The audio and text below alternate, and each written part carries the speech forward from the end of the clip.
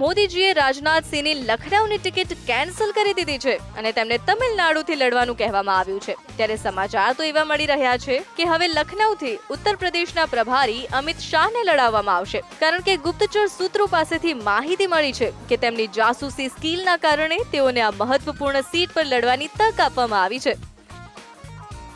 ત્યારે ત્યાંની સ્થાનિક મહિલાઓમાં જાસૂસીના મુદ્દે રોષ જોવા મળ્યો છે, જ્યારે આ તરફ રાજનાથને કહેવામાં આવ્યું છે કે તેઓ એક વરિષ્ઠ નેતા છે અને તેઓએ તમિલનાડુમાં પોતાની ધાક જમાવવી જોઈએ।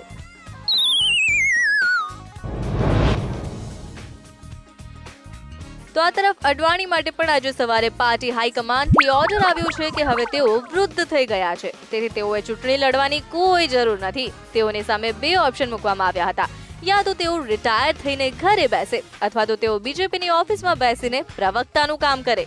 ત્યારે અડવાણીએ બચી કુચી ઇજ્જતને સંભાળીને પ્રવક્તા બનવાનું નક્કી કર્યું છે।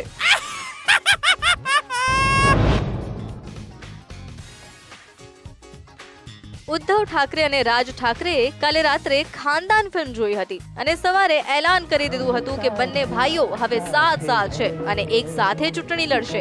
બંને મળીને નક્કી કર્યું છે કે તેઓ મોદીનો સાથ નહીં આપે અને આદિત્ય ઠાકરેને પ્રધાનમંત્રી પદના ઉમેદવાર જાહેર કરી દીધા છે।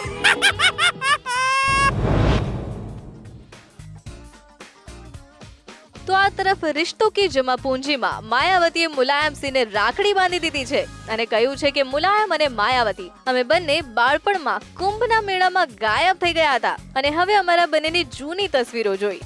ત્યારે અમરસિંહે હવે મુલાયમ અને માયાવતી બંનેની સાથે મળીને ઉત્તર પ્રદેશમાંથી મોદીની વિરુદ્ધમાં મોરચો ખોલી દીધો છે। લાલુ યાદવે ગુજરાતની તમામ બેઠકો પર પોતાના ઉમેદવારો ઉભા રાખ્યા છે। આ ત્યારે નક્કી થયું કે જ્યારે તેઓને ખબર પડી કે દેશની સૌથી વધુ ભેંસોની વસ્તી ગુજરાત રાજ્યમાં છે। લાલુએ દૂરનું વિચાર્યું છે કે આખરે ભેંસોને ખવડાવવા માટે ચારા જો આવવાનો છે।